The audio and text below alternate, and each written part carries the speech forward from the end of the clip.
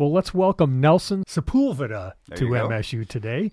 Nelson is a professor of electrical and computer engineering in MSU's outstanding College of Engineering, and he's leading a project that the MEDC is funding that will be a semiconductor camp next summer on campus for 8th and 9th graders Correct. that we're going to talk about. Nelson, welcome. Thank you very much for having me over. Could you first kind of talk about what is the semiconductor manufacturing industry? I guess it's been down over the last several decades in this country, but what is that industry? Why is it important? Sort of frame this issue for us. Right. So I think that the best way probably to start to make the point and make it clear that the importance of the semiconductor industry is to perhaps, I'm going to start with an ask a question for you. I'm going to challenge you to give me one piece of technology that you think does not involve semiconductors. I guess couldn't think of one. Not a single one. I and don't feel bad. I have asked this question to many people, and nobody can give me something, because if you backtrace everything that we have, cell phones, communications, cars, everything has chips at some point, and those chips are made of semiconductors. And it is in this area, it's in this very important field worldwide that the U.S. actually has been falling behind. For the last 30 years, our role in the game has decreased by 25% or more. So it is a problem nationwide for us, and it is something that we need to address. And to address this issue, in last July, the Congress passed what is known as the CHIPS Act. So the CHIPS Act is essentially a large investment that the government has done to incentivize and promote awareness and interest in the field. And large is $52 billion, and that's 52 and then 9 zeros afterwards. That's a lot of money. And the biggest part of that investment actually is in the Midwest. And Michigan traditionally has been the capital of manufacturing, right? It's our fingerprint, is what we're known for, the automaker and industry. And that industry actually uses a ton of chips and semiconductors. So based on that, that was basically the background of the need for the investment in this field. And the opportunity comes to Michigan in the form of a need. There was a need to do something, and Michigan just happens to be placed in the right place at the right time.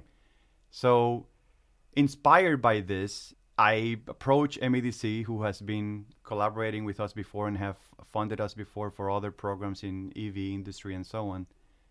And I proposed to them the idea of start working, changing the culture around semiconductors in the entire nation, especially in the state, because typically, if you think of semiconductors, and if I think of myself back when I was, a child, if somebody's told me you have an opportunity to do a camp in semiconductors, my first reaction would be frown and be scared. It's not trivial to me to see how this could relate to something important, even less exciting, really. It's not AI, it's not robotics, it's not a topic that automatically you jump into it, right? But it is extremely important, and it also could be fun. So I proposed to MEDC the idea of creating a program to incentivize and change the culture around semiconductors very early in the lives of our Michiganders. So we're going to be designing this program for 8th and 9th graders, and we want to start very, very early in the process. To my understanding, there's not going to be another program like the one that we have planned for kids that young in the Big Ten, to my understanding at least. So more about it. It's for 8th and 9th graders, primarily targeting the Detroit area? Correct. Yes, we will be focusing on underserved communities in the Detroit metro area. I am going to actually try to make a pitch also to see if we could also tap on Lansing rural areas as well.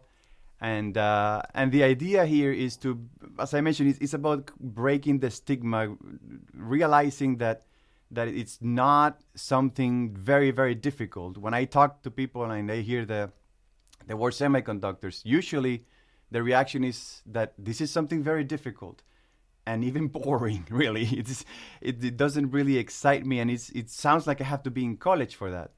And the focus for this program will not be on teaching kids how to solve Schrodinger's wave equation or how to dope semiconductors and how to understand how electrons move in us. No, it will be designed with the idea of having kids understand two things. Number one, the first question that I asked you when I sat here, there's nothing that moves around technology-wise that does not involve semiconductors, so it's extremely important. And number two, it could be fun, and you could start learning it in middle school, really. You don't really have to wait until college to start learning it, really. And is this, the hot thing is to learn coding? Is this maybe your hope that the next hot thing for young people is to learn about semiconductors? Well, that will be the goal, right? If I could impact these young lives to go and start learning by themselves on semiconductors and inspire them in such a way that the topic of semiconductors goes viral, that they go back to their communities and they sit down in dinner tables and they can't stop talking about semiconductors. And then they grab their phones and they search for other things related to semiconductors. And that teaching legacy stands way beyond the summer program. I think the program was successful. That was exactly what it was intended to do. Yeah, well, if you can pass on your excitement on this, I think that'll be a beneficial thing. But should we back up a little bit and Sure. define what is a semiconductor? So semiconductor, it's a material that could conduct electricity or could not. And you design circuits around it so that you decide when some current is flowing or when some current is not flowing. And that act of deciding if it's conducting or not conducting could be translated to a 1 or a 0. And that language of 1 and 0s is what drives every piece of technology that you have nowadays, including the computers that run your code that you programmed. And the way one of the first activities that I have in mind for the kids is having an analogy built, and I love doing analogies, especially with young minds. An analogy of having a pipe that has 3 ends, like a T, right? You have water flowing from one end to the next, and then on the top one, you have a pressure stick that you push in or push out. If you push in, you block the water. Water is not flowing. That's a 0. You lift it slowly. Water begins to flow. There's current. That's a 1.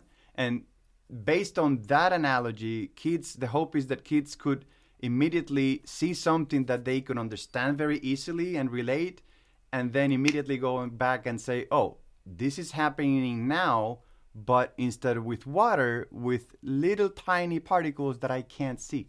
But I can't see them, but I see the result, because if I look at the monitor, I do see a light jumping, like blinking.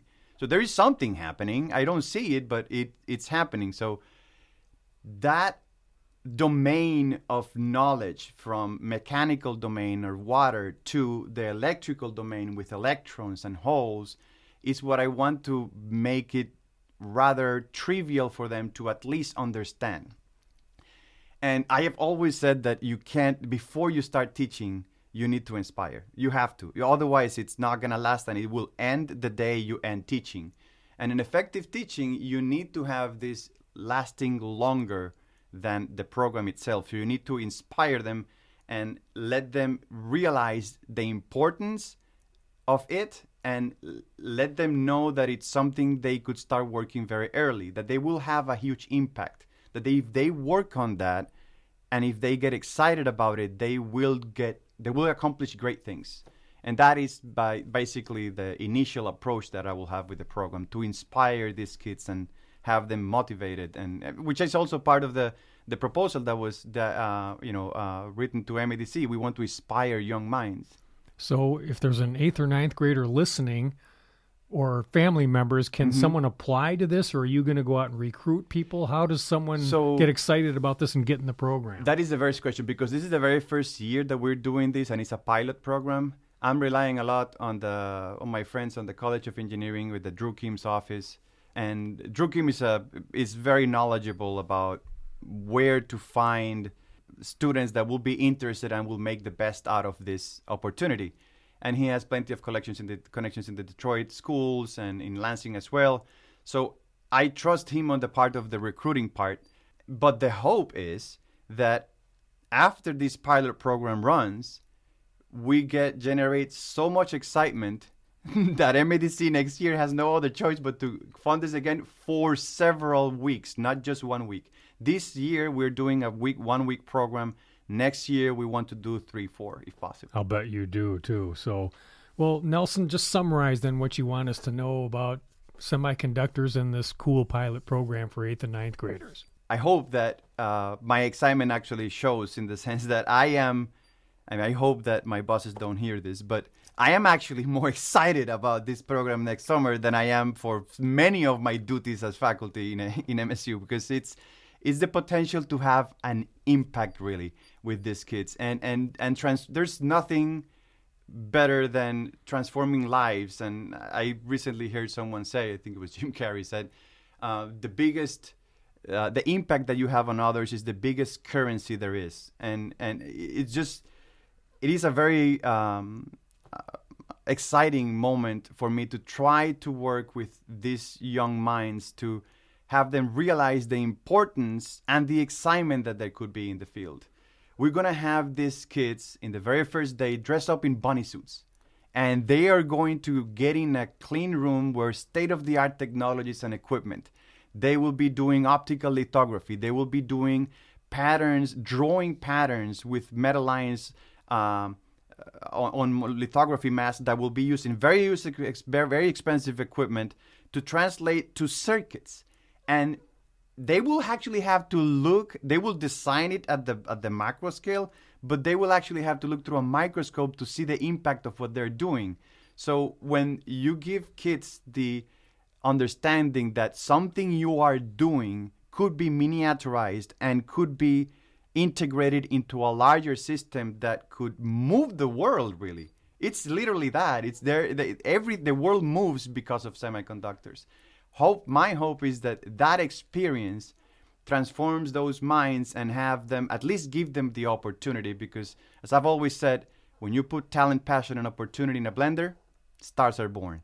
And this will be kids and this is actually a great part of my excitement. This will be kids that will be talented, will be passionate, but maybe they don't have the opportunity. By me providing that opportunity, it's a great part of the excitement that I get to feel for this. And Nelson, is there a website though, where somebody could get more information? We're working on that. Okay. Recently, our college went through a college website rebuild, so we're trying to figure out where to put what. But there will be links to the program, and I plan to invite media. I plan to invite the parents. One of the things that I would like to do, and I have to talk to Drew Kim about this, is I really would like to have at the very end of the program, have the parents come over, and the kids will be, all these experiences for the kids in the semiconductors and the activities that we have, the educational activities, will be complemented with activities from the program itself, social activities, fun activities out, after hours. And we want the parents to feel or understand the level of impact that this program will have in their kids. And being a parent, there's no better pleasure than seeing your kids succeed or have a fun experience and a productive experience, really. Well, when that is up, I'm sure people can find it at egr.msu.edu. There will be a link off the main engineering page, or you can just look for Drew Kim walking the hallways of your school. And Drew, and he's a wonderful guy. Yes, I know Drew. Can I get in your program, Drew? Yeah. So, well, Nelson, thanks so much for telling us. This is such a Spartan land grant thing. It's so cool, and your excitement is palpable and contagious. So appreciate you telling us about it. Thank you very much. That's Nelson Sepulveda. He's a professor of electrical and computer engineering at Michigan State University, telling us all about the semiconductor camp for 8th and 9th graders funded by the MEDC, happening in the summer of 2024. That is correct. Here on campus. And I'm Russ White. This is MSU Today.